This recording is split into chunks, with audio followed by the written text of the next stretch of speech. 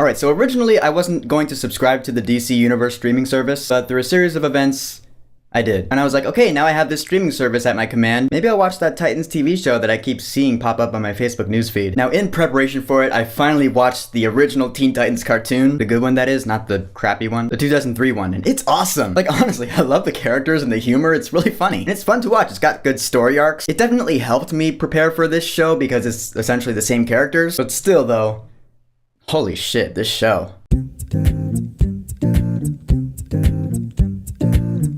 Titans Season 1. Small warning, I'm gonna be talking about this season with some spoilers at the end because I'm gonna want to talk about that finale, so you've been warned. So Season 1 of Titans has wrapped on the DC Universe streaming service, and it's certainly a very interesting show to say the least. It is essentially the rated R version of Teen Titans. I see it as basically DC's answer to Marvel's Netflix shows. You got Robin, Starfire, Beast Boy, and Raven. No Cyborg though. They meet through a series of circumstances and now they have to solve a mystery surrounding Raven. You know how like each season of the original Teen Titans cartoon would concentrate on one specific character? Like Season 1 focused mostly on Robin, Season 3 on Raven. This season of Titans centers mostly around Raven, which is great because I love Raven. Raven was like one of my favorite characters from the cartoon. But let me say though, the characters in this show are pretty much, I mean, there are similarities between them and the cartoon, but again, they're like the rated R versions of themselves. Robin is Dick Grayson. He's like really hardcore. He hates Batman. He like recently separated himself from him. You saw in the trailer where he was all like, fuck Batman. You do get the reason for why he left him, and you totally buy it, or at least I bought it. And his character is plenty fleshed out. You got his backstory about how he used to be part of a circus, and then his parents died, and Bruce Wayne took him in. Then you have Starfire, or Corey Anders as she's called in the show. And she's like the most different from the cartoon character because in the cartoon she was all happy and ditzy. In this one she's really serious. She's still an alien from the planet Tamaran, but she starts to show off having lost her memory. She has her powers, like her eyes glow green and she shoots fire from her hands, and that's all cool. But she doesn't really get much of her memory back until the end of the season. You find out she was originally sent to Earth to kill Raven because her father Trigon is going to destroy the world if Raven lives. I'll get to that later. Then you have Beast Boy, who's never called Beast Boy in the show. He's called Gar, as in his real name Garfield. He's played by Ryan Potter, which is funny. I was like, I know that name. I looked it up. He was the voice of Hero in Big Hero 6. And just like in the Teen Titans cartoon, Beast Boy is the funny one. He had the most funny moments in the show. The bummer is that the only animal he turns into, you know, that's his power. He turns into any animal. But in this show, he can only turn into a tiger. I'm sure he's probably still getting used to his powers. But come on, I would have liked to have seen him turn into like a whale or something. I don't know, maybe next season. I get that this being a live action TV show, they only have the budget for so much. And you can definitely see that when Beast Boy transforms. Because the CG when he turns into a tiger is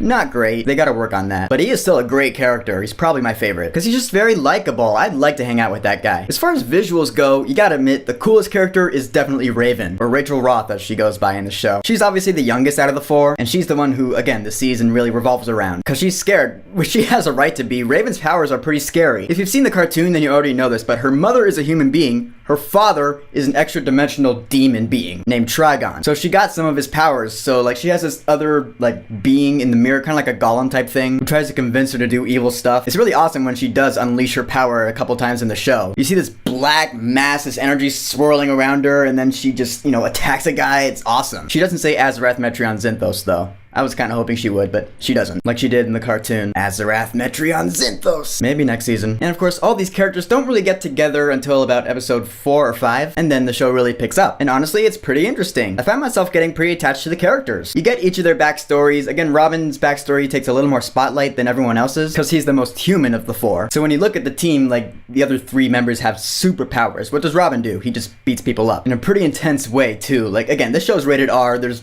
bloody graphic stuff in here. There's even nudity and F-bombs everywhere. This show's for adults. But it's cool. What can I say? I enjoyed it. And I also liked all the DC Easter eggs that are in this season. You get to meet all sorts of other DC characters like Jason Todd and Hawk and Dove and Wonder Girl, who's really hot. She's like super cute. You also get an episode where you're hanging out with the Doom Patrol, and they're gonna get their own spin-off show, I think in February. The Doom Patrol was Beast Boy's original team of guys that he hung out with. That was honestly a pretty good episode. So the show's going along, you like the characters, you like the action, and then it gets to the finale. Off the bat, I'm gonna start by saying that I'm not even sure this episode was supposed to be the finale, because I heard that this season was going to originally have 13 episodes, and it ended up having just 11. And it makes a lot of sense, because this finale left so much to be desired, so many things unresolved. It was like terrible. This finale was bullshit. It wasn't a bad episode, like, it was a good episode for what it was, but I just didn't think it had to be the finale. Because the episode before the finale ends with Raven's mother uses her to open the portal and Trigon comes through the mirror and he's like, alright, let's see what I can do now. And then Dick Grayson, Donna Troy, and Starfire, they show up at the house and Dick Grayson goes inside and the other two girls can't get in, and that's where the episode ends. Then the finale picks up like 5 years later, and it's like this alternate future type thing, like Dick Grayson's married to Dove and they have like a kid and another kid on the way. Then Jason Todd shows up, he's like, go, Gotham City's in the dumps, you gotta come back and convince Bruce Wayne and Batman not to kill people. And I'm just like, okay, what's going on here? Like, this is the finale? Can we get back to like the characters and story we know? But again, I was interested in the story of the episode. Again, the episode wasn't bad because Dick Grayson gets to Gotham and yeah, Batman's pretty much gone apeshit. He's killed the Joker and Dick Grayson goes to Arkham Asylum and you see Harvey Dent is dead. Like, Batman pretty much massacred everyone in there, even like the guards working there. You're like, okay, this is actually pretty cool. Like, what would happen if something in Batman's mind just snapped? Maybe all it took was one bad day. And then in the end, Dick Grayson ends up killing Batman. I'm like, whoa, alright.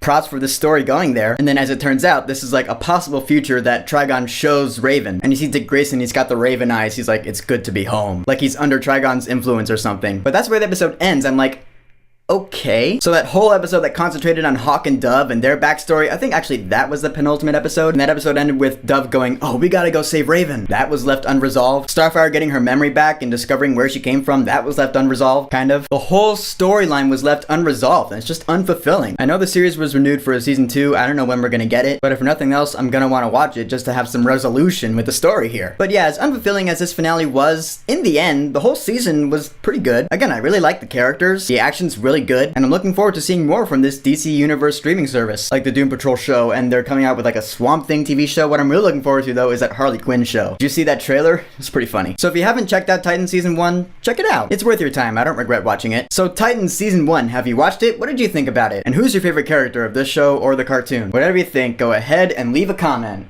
And don't forget to subscribe.